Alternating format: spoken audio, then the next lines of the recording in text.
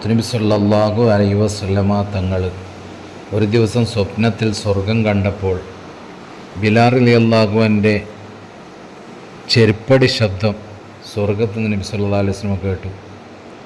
സുബഹി നിസ്കാരത്തിന് ശേഷം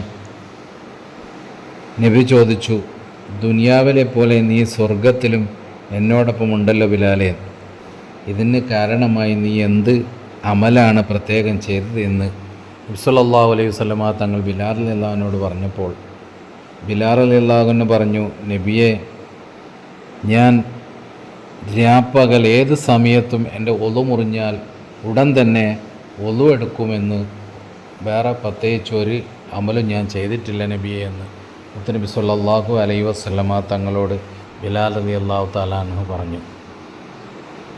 അല്ലാഹു സുബ്ഹാനഹു വ തആല നമ്മുടെ എല്ലാ ഹലാലായ ഉദ്ദേശങ്ങളും പൂർത്തീകരിച്ച് തരുമാറാകട്ടെ.